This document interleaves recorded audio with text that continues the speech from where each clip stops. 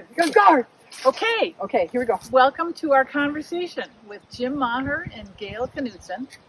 We're here with Marine Mills Boat School. My name is Robin Brooksbank, and we wanted to do our interview without wearing masks. So we're showing you that we are socially distanced and being responsible. And we're having a little fun with our sword work, or sword, as my brother used to say. Okay, so thank you for joining us, you guys. We're really appreciative of you taking the time to chat with us. Oh, happy to do it. We wanted to focus on River Radio because we love River Radio. And So we love the paycheck. okay, I'll get to that later. I wanted to ask you, what are the reasons that you began River Radio in the start of the pandemic? Jim? Well, thanks, Gail. We started this, it was March 28th was our first show, and on March 14th, our library closed and has yet to reopen.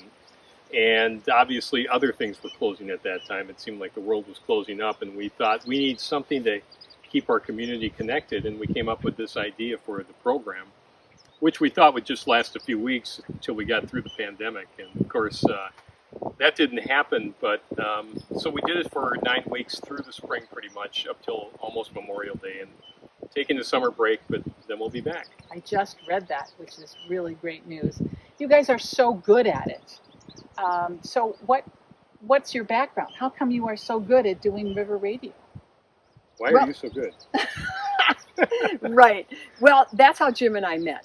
We met in radio back in 1980. Yep. Jim was already working at WAKX in Duluth, and I got a job there. He's wondering how I got that job there, and he can explain that one. But I got it there. Jim was really good. I was mostly in it I like to be on the air. So that was about it. But anyway, I also grew up in radio. My dad was in radio too. So. And he's in the Hall of Fame. He's in the Minnesota Broadcasters Hall of Fame. He was inducted in 2008 with Pat Miles from CCO, John Gordon from the Minnesota Twins, Chuck Knapp from Knapp and Donuts. Yeah, so, I was wondering, when you do River Radio, how do you decide who's going to do what? I'm a particular fan of your news, when you read the local news. But I just wondered, how have you guys worked that out? You're married. If I tried to do that with my husband, we might come to blows over deciding. Oh, we arm wrestle. We arm wrestle. So. Yeah, it's testing the relationship. It is. No, I think we each have our strengths. So Gail, and the news is great. And we just kind of decided early on that would be one of Gail's things to focus on. And she does a great job working with all the sources for news, and also not just gathering what they send her, but actually double checking a lot of what they send, because there are 2 or 3 times at least where she has followed up to say, wait, I'm not sure, this doesn't seem right to me, and then would find out with further digging that, well, in fact, what they sent wasn't exactly right, but it ended up, we got it all straight before it went on the air. And I guess I've done a lot of interviewing over time. That's sort of my thing. Mm-hmm. And I'm pretty well read on a lot of subjects that we talk to people about. So I'm pretty good at researching for interviews too. So that tends to be my strength. And so Gail does interviews as well, but I'll probably do more of them. He does the heavy interviews, really, you do. So, yeah, and I get the local gossip. It's kind of fun. You've had some great attendees or interviewees, just such a resource for us. How have you found them? How have you gotten them to find time in their schedules to talk to you? How hard is it to get people to come on to River Radio? We feel pretty fortunate. It's been easier than we thought. Not that there are a couple people we tried for bigger names that we haven't been able to land yet, but we're going to keep pursuing. But I think what happened is it built over time. We started out really just thinking we were going to do local people. And, that was easy enough. But local people included some pretty prominent people like Judge John Thunheim and Richard Leiter, who's a life coach, and there were others like that. Ross Levin, who's a pretty well-known financial advisor in the cities. And just by virtue of having them, that kind of made it easier for us to approach some other people and say, hey, these are some of the folks we've had on, and then go, oh, well, these guys must have something. You And- just build on that. Yeah. The other ingredient to all that is people think that you can't get big names, but you can, and sometimes they like this kind of thing. So it's just a matter of realizing that everybody puts their pants on one leg at a time. So why not just ask them? You talked a little bit about doing some research. I was just curious, do you figure out questions that you're going to ask ahead of time? Do you keep it loose and see where the conversation's going? What is that process? Yeah, I mean, I kind of have them mapped out, or have discussion items mapped out. Try to keep it loose, and I do, there tend to be follow-ups. I rarely get through all the questions I've written down. In fact, I don't think that's ever happened with anybody that we've interviewed. But yeah, so we try to keep it as conversational as we can and see where it goes. When we had Dr. Michael Osterholm on, I will say for him in particular, and I research everybody, but I put in hours and hours of research. I really wanted to get him right because I felt really fortunate at that time to get him when his schedule's so busy. And, he took it a certain direction, and I just kind of followed along with that. And yes, I left like 2 pages of questions on the table, but that's the way it goes. And the other part of that is we don't give the questions to the interviewees because you wanted that off the cuff. And most of these people have been interviewed many times, so they know their subject really well. But it's more research on our side so that we sound intelligent to them, that we know what we're talking about and what we're asking. And how much prep time goes into an episode? It looks so seamless, so effortless. 1 hour. I would say 20 to 25 hours a week. No kidding. Yeah, I'd say combined, and probably initially in the first couple of weeks it was more than that because we were really trying to figure it out. But yeah, we do put in that much. It's a real radio show, so it's the real deal. It takes and, time. Yeah. And we don't have another producer helping us. We're the producers. Yeah. We have Matt Quast, who handles the technical side of things, which is extremely helpful, so we don't have to worry about that. And I wondered, what was your relationship with him? How did you find him? He's been such a big help, it seems like. Oh, yeah, Matt's great. Well, Matt's a sound guy in the film video world anyway, and a good friend of ours, and he really understands sound. So we got him involved with the technical part, which he has been doing from his home, about 8 miles from here. So we're all plugged in together, but that might change. We might be bringing him into our garage or something to be closer because of internet and all that. It's kind of out things get here, dicey that's way always- out there in the boonies. So. Yeah, because he's a terrific asset. We talked some stuff over with him, but he's Mr. Tack. And I imagine that you're getting paid big bucks to do this through the library. I'm so glad I left all the corporate jobs I ever had. Yeah. No, right now it's a labor of love, but we're trying to get like grants and all that because we do need some equipment to just up the ante a little bit. That would help. So, but that'll happen. We'll get picked up by somebody big. Yes, that's right.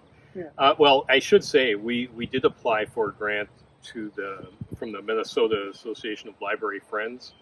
They had a specific grant related to COVID, and so we put in. Well, River Radio was created because of that, and out of whatever they had, like 8 proposals they received. Well, we just found out we're one of the finalists for something. We're definitely getting something from them. It'll be helpful. It'll help us buy a couple pieces of equipment and things like that. And that's thanks to Laura Lee. Laura Lee DiLorenzo. Yeah, there's a talent. Oh my gosh, grant writing. That is a talent in its own. What do you think is the appeal of River Radio? Well, I think the local people like having something local to listen to and hear about the community. We grew up in small town radio, both of us, and in my day of being in radio when I was first in college and out of college, there was a requirement that radio stations had to do local news, and therefore they had local news staffs, and that's how we had jobs initially in radio because they had to have that. And then through deregulation, all that stuff went away, and local news went away on radio for sure. And we see it now with local newspapers having trouble surviving, everything like that. There's just not much coverage of what's going on in a community of this size. So, or even the size of Stillwater for that matter. So I think we're filling a gap. I think people like that. Hopefully we're pretty informative with the kind of guests we get. Hopefully we can entertain a little bit. We're not great entertainers, but Well, whatever. I am. Okay, you're right, but I'm not. I'm a news guy. Yeah, news guy. So I just saw, I don't think it was the New York Times, but it was something that I was following that said you guys are coming back this fall. You said this spring that you would, and you are. So do you have a theme? What are you thinking about as you head into the fall? You're right. We are coming back, and you're right. It was the New York Times. Okay, Jim. Theme. I don't know if we have a theme. I think we're going to continue on the vein we were in when we took our break. So we'll continue to try to get some, big name guests. We'll continue to focus on local things going on as well. The news will continue. Mm-hmm. So I'm pretty much. I think it's going to be more of the same. And the program I'm sure will evolve over time. We just need more time to figure that out.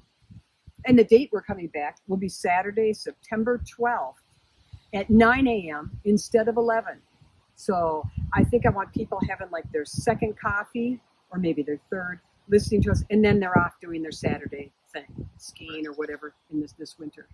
And then we got something else kind of exciting too. Oh, well, okay. Thanks for reminding me. We at least tentatively are planning to do election night coverage. So It'll be live.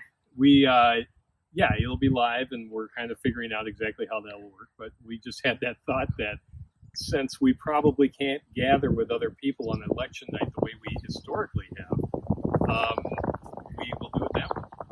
So we'll see how that goes.